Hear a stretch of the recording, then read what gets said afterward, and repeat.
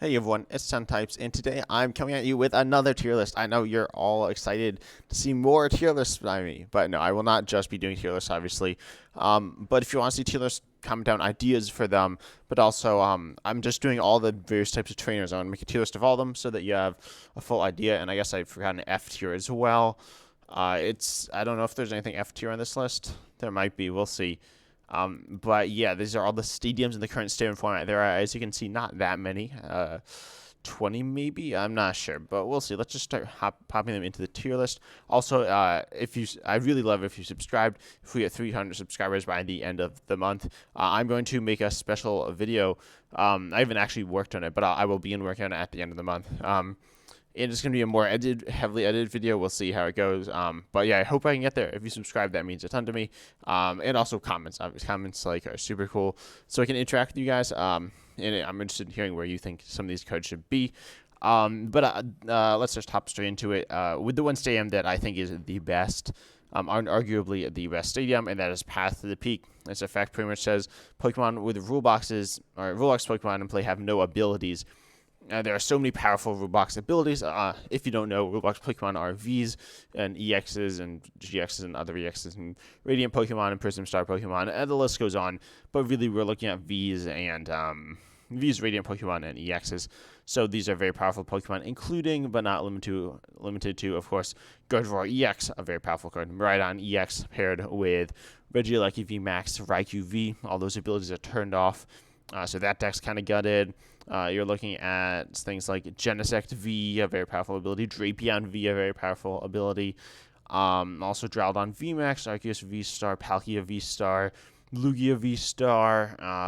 These are all hugely played decks, very powerful decks. Path is very unpleasant for them. Actually, not all of them are hugely played decks. Palkia is not, but Path to the Peak is undoubtedly the best stadium in the game, and in contention for the best card in the game. Probably not the best card in the game, especially because it's exclusively essentially a counter card, but it's very good. So then the big question becomes, one, how good are cards? A lot of these games are mostly played as counters to Path to the Peak as their primary use. But two, also, the other way you can counter it is, two, for stadiums, obviously just a stadium having its own value is very important. But then also you can see that you can counter stadiums with other tools, including Pumpkaboo. Well, not tools, but other cards like Pumpkaboo from Evolving Skies, Pokemon with an on-playability, as well as Lost Vacuum, an item card, and that's the main way. People have played Worker and Flannery supporters to bump the stadium. Flannery is not mostly used for that, but it can be used for that. But so we need to keep that in mind that most of these stadiums are used to bump Path to Peak. And let's just hop straight into it with Gapejaw Bog, a pretty underwhelming stadium that says when you play a Pokemon from your hand onto your bench, you put 2 damage counters on that Pokemon. Obviously, generally, this is bad. This can punish decks that play lots of Pokemon. It's mostly used in decks where you want damage on your own Pokemon, the main one being Hisuian Zoroark V-Star, which is a pretty strong deck, but at the same time, it's not the best deck in the game. Gapejaw Bog's only limited essentially to that deck and a few others. I've played some other decks that use it, but it's not the best card in the game by any means. Jubilee Village. Shuffle your hand to your deck. Draw 5 cards. Your turn ends, though. It's pretty unpleasant to use. Shuffle Draw 5 isn't even that good. You can compare this card to Tropical Beach, which is drawn until you're 7, which is only good in a relatively slow format, I'll say. And it allows you to get relatively large hand sizes, especially good for control and stage 2 decks. Jubilee Village doesn't fulfill that role, and stage 2 decks aren't very good right now, other than Gardevoir EX, which has better options. So Jubilee Village here isn't strong enough, unfortunately, to see play. It's an okay card, but in the current format, just kind of pretty underwhelming. Temple of Sinnoh has to be an A-tier stadium, because of the fact that it allows you to turn off special energy, which is special energy are moderately common. They used to be more common, but notably it's very detrimental to UV Max, Lugia Archeops, Arceus V-Star. It's not the end of the world for Arceus, but they don't love it. And some other decks as well, but it's not as good as it used to be, but it's still a pretty solid card, and one that a lot of decks are kind of annoyed by. Because the rotation of capture energy and speed energy and aurora energy, powerful energy, and a number of other energies is nowhere near as strong as it used to be. But at the same time, the other it sees a lot of play because of its ability to counter path and its solid value in certain matchups. Now we move into Magnum Base, and this has to be an A-tier stadium because of how good it is. It's definitely not super played, but it's a super strong card. It allows you to accelerate a basic fire energy from your discard pile to one of your basic fire or bench fire Pokemon. You did put 2 damage cards on their Pokemon. It's not a huge deal, right? 2 damage, 20 damage isn't like a big deal. But if it is, there are ways to heal as well. But then obviously energy auxiliary isn't super powerful. The big issue is fire type isn't very good right now. But Magnum Basin is definitely one of the best stadiums. Though, as I said, the only argument is that fire type's not good. But with Arcanine EX coming, it's like an okay card. I think Magnum Basin's worth. It's like honestly, it's the best part of fire. Armrouge is okay, Arcanine's okay, but really Magnum Basin is so strong.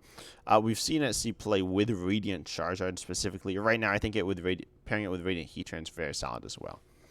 Now we're looking at the 2 towers, which are very different cards. But Tower Darkness actually what's it see play on? I don't know. So what it does is, it's a single strike stadium, and you can discard another single strike card from your hand to draw 2 cards. So obviously there are a wide variety of single strike cards. This might see play on Lugia Arceus, which now plays single strike usually. I don't know if it usually runs Tower Darkness though. It might run other stadiums, but then you can also play this in Rotom V Star and Rotom V, because you can discard single strike tools, the scrolls, to power up your Rotom V and V Star, which does more damage for each. Essentially, does more damage for each tool in your discard pile you lost on them. But you want lots of tools in the discard, so Tower of Darkness does quite nicely there. And you can even just run 4 Tower of Darkness in a deck like, say, UV Max as a path bump, and also with a very powerful effect that if you draw into another Tower of Darkness that turn, you can get rid of it, draw some cards. Honestly, this is another A-tier supporter. I'll put it above Temple Sinnoh. I'll put it at the best support stadium we've seen so far, other than Path, which is definitively the best. I think there's no argument against that. Tower of Waters is an okay stadium, a B tier.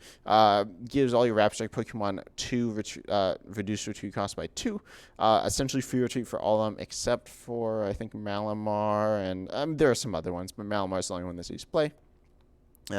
It's okay, but Rapid Strike's like an okay deck right now. I mean, it's a very solid deck. In my opinion, it's one of the best decks of the game. That being said, Tower of Waters isn't hugely powerful. It just usually is the stadium of choice for Rapid Strike decks because it gives nice versatility, has to do with Rapid Strike Urshifu VMAX, which wants to swing into the active to do more damage. But that being said, it's not the best stadium card we've seen by any means, but it's certainly not the worst either. It just has relatively low payoff in my opinion, and is very niche in the decks it can be used in. Dynatree Hill, I forgot. This one was Chilling Reign. I honestly kind of thought this one rotated, but I believe it's your Pokemon in play can't be healed. I don't remember if it's only the benched or the active, but it's obviously, like, let's be honest, you're not healing that much, and most of the healing is going to be through, like, scooping stuff up with Penny. What were the other ones? Penny, Sharon's Care, and also Cheryl. So Cheryl, obviously this stops Cheryl, but it's like not the best card in the game. Like, it's definitely like it doesn't stop too many of the best cards in the game, which is problematic for it. So it stops all Pokemon, including the active and the bench. But like, let's be honest, healing's not that common, and so this card's probably one of the weakest stadiums in the game right now. I'm gonna have to put it into F tier, because the healing just isn't, like, healing is not that common. This isn't a great card. It could actually see some play going forwards, but I don't love it still. Old Cemetery. This will be a D tier card, I think. When you attach energy from your hand to non-psychic Pokemon, you put 2 damage counters on them, kind of like Gapejot Bog. Next, there's some really weird synergies, notably Radiant Heatran with Gardenia's Vigor is one, which is super weird, but actually kind of okay. It's not really okay. But then I feel like I got too many A-tier stadiums, but I think it's fine. But Old Cemetery, like, I don't know, it's okay, but it doesn't really help too much. And the fact that it doesn't hurt Psychics is like whatever. Like, you know, if you're a Psychic deck, you're not getting that much value out of this, because the downside of damaging your own Pokemon isn't too bad. You could play this in Shadow Rider, but you still probably would rather play many other stadiums than this. Crystal Cave, in my opinion, is an A-tier stadium. I'm going to drop down Temple Sinnoh and Magnum Base into B. But Crystal Cave heal 30 damage from each of your dragon or metal Pokemon in play. This is very powerful. Obviously, in Dragon or Metal decks, they're tanky, and a lot of them are, notably Duraludon VMAX. I think this is an automatic inclusion in that deck because it really is looking for defensive options. I think it's so strong. Corviknight VMAX can play this. Dialga V-Star could play this. It's a bit riskier there, but I think it has value, and obviously as a path bump, it's very good. It's not necessarily the most played stadium in Crystal Cave. Crystal Cave isn't necessarily the most played stadium in Duraludon, which is the main deck that won it. But I think it's the best stadium there. I think if you're playing the other stadium, people plays a Lost City, but I don't really know why. It has some value, but I don't think it has much value. Shopping Center. Shopping Center is pretty awful. You can like return 2 cards you haven't played into your hand, but only once per turn. But let's be honest, like why would you want your tool cards in your hand? Like people literally very often play tool cards from the hand onto the board because they're useless. The last thing you want is them back in your hand. Theoretically, you can do some weird fancy combos. There was a combo for a little while where you'd have a memory capsule on Jolteon, which turns off certain abilities, but then you can return it to your hand, so you can reactivate your abilities on your turn. But that was like bad. Let's be honest. If you've played that, or if you've played in that format, you'd know that that wasn't be played because like it doesn't really work. So yeah, it's pretty bad. It's not worse than Dietary Hill. It has some use, but it's still pretty bad. Story Mountains is a C-tier stadium, allowing you to search out basic Dragon Pokemon and Lightning Pokemon onto your bench. But like the only reason this actually saw play, I believe, in Dialga with the Magnezones, the Magnemite, you can search out Miraidon and Rotom, but I think that most people cut it. It's not a very strong card in that deck. And then also, of course, you could play this in Lightning-based decks, notably Miraidon or Regieleki, but the Miraidon set up your bench well enough anyway, so it's not useful. And there are other stadiums you want, most notably Beach Court, provides solid value in that deck. Story Mountains provides very nominal value in that deck. So unfortunately, although it's a theoretically very strong card, it hasn't really seen a niche type of deck that actually really wants it and gets good value out of it. I do think at some point we will see this card be good, but I could be wrong as well. Skater Park. I don't know where to put this one, to be honest. I'll put it bottom of C. It says when you retreat, I don't know if it's all energy or just basic. I think it's all energy. You return the energy to your hand instead of discard it. But like again, this is weird, but surprisingly, it's actually seen play, and I think it looks really solid in the Chin Pao deck with Baxcalibur coming in the next set. I don't know if it's going to be any good, but if Scare Park's going to be good in that deck, but I think it has some promise, and I think it actually has a value, like preserving energy. It kind of makes sense. It's kind of powerful. Is it good enough? I don't know what to say, to be honest. I'm not sure if it's good enough. It has potential to be good enough, but I don't know. At the bottom of C tier, I think it's like a playable stadium. People like it as well, but I'm not sure if I'd say it's a great card. So I would not say it's a great card. Lake Acuity, another. This is like B tier. A stadium that says your Pokemon with basic water. I don't know if it's basic, but water fighting energy attacks to 30 less damage. Is that a big deal? I mean, I think it's 20. They take less damage, and it's like. It's okay, but it just comes down to the fact that like it's not necessarily saving you from KOs that often, and it also like it can be bumped, so you don't necessarily have value if it gets bumped. So it's kind of comparable to Crystal Cave, but it just ends up being weaker. Also, the Pokemon that it works with doesn't necessarily have a ton of synergy. You could be looking at something like Arceus, but it hasn't really seen much play with Arceus. I think Lake Acuity is a pretty solid card, though. Still top B tier. Worth running to add some tankiness to decks, but just doesn't have the right partners. Lost City, honestly, top of A. It's enabled. Notably, it's very useful. Obviously, it has synergy with Lost Zone decks. It's not the main stadium for those decks, but it has synergy there because you want cards in the Lost Zone. And also, it like stops Drapion V. It is a very impactful stadium on the format and is very crucial for certain decks to win the game, and also can completely shut certain decks out of the format. Also, the fact that it gets rid of Radiant Pokemon forever is a theoretically super big deal because they just can't get those Radiant Pokemon back ever, and that can literally just win you games. So I think Lost City is a very solid card. It's a bit awkward to use. especially if you only have one of it. Like, you need to know when to use it, but still very good. Again, another really powerful. Honestly, I gave Tower Darkness, Crystal Cave too much love. And Magnum Base doesn't see any play, so I'll drop that as well. Again, and like Acuity, I guess. But yes, so what did I add? Pokestop. So Pokestop's very good. Look at discard the top 3 cards you deck. Put any item cards you find there into your hand. Generally, most decks are feeling like they can afford to get rid of cards, especially with Lost Zone being so rampant. And that's exactly the deck you'll find Pokestop in. It's so powerful. It's essentially a drawing stadium and the only one in the game other than Jubilee Village, which ends your turn. So Pokestop allowing you to see a few more cards, and obviously you want high accounts of items, but it can be so strong. Also with Battle VIP Pass being a powerful card, allowing you to get lots of basic Pokemon in play on the first turn of the game.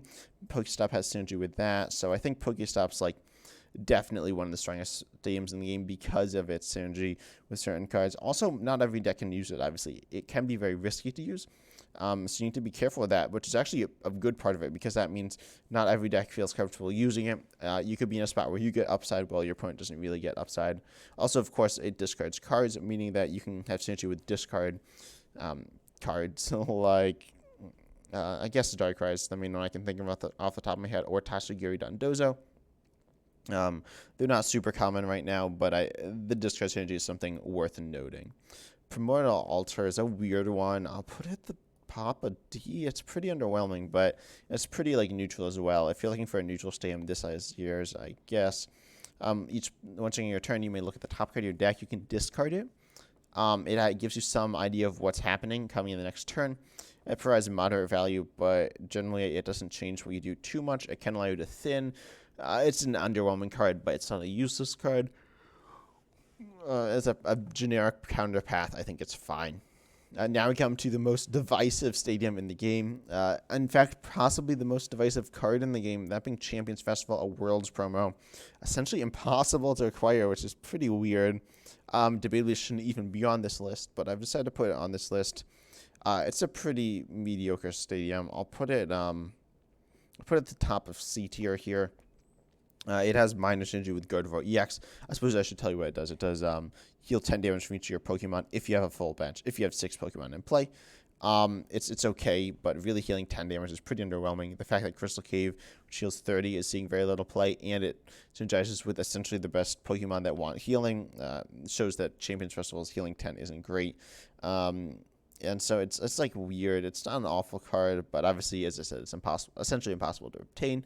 So just going in top of C, it's okay, but it's not super worth running. With Gardevoir, it enables another energy to be attached, but it's still not great. Now we see an absolutely insane card, a Beach Court, that's going to be right up below Pokestop. No, I'll put it above Pokestop. It's the second. It's definitely like, it's an amazing card. It's one of the best cards that came out in the new set. Synergy with so many decks, notably Klefki, but more importantly, Lost Box. As a replacement, I guess, to Scoop Up Net, allowing you to, your basic Pokemon, to have a 2 cost of 1 less. It also it allows you to tax your energy less. I guess it's more of a replacement to Air Balloon, but very powerful card. One that's just so difficult to deal with if it gets your opponent an extra card in the Lost Zone every turn. That's just insane. Draws them an extra card every turn. Pretty insane. Also allows, if you have something like Klefki, you can get that out of the active better. So very good in Shadow Rider and Regieleki. And then, yeah, just a very good card. It's definitely the second best stadium in my opinion. And then Mesa goes, I guess I'll put it at the top of B tier. I think it's a very good stadium. It says once in your turn you can flip a coin if head search for any Pokemon. The big argument I have, obviously this effect is very powerful. It's on a coin flip, so it can be a bit swingy, but it's quite strong. The number one downside I hear people say is that, like, why would you want to play this card if your opponent gets just as much value as you? And the answer is they don't if you're playing a deck that needs so many Pokemon in play. Most decks set up their Pokemon into play pretty easily, but if you can get good value out of Mesa Goza, you're in a very good spot, and it's a good kind of path. It's not like the strongest stadium in the game, but I think it's a very playable stadium and one that does see play and should see more play. But yeah, this is my tier list, right? I think Path is obviously the best, and then the other ones in the A tier are also amazing. But yeah, this is, I have to just rank them. I think this is like, I like this tier list. I'm very happy with how this ended up. Yeah, but I hope you enjoyed it as well. I hope you're happy with how it ended up. If you're not, please feel free to comment down below if you think I made any mistakes. But I hope you enjoyed this video. And as always, I'm excited to see you in the next video. See ya.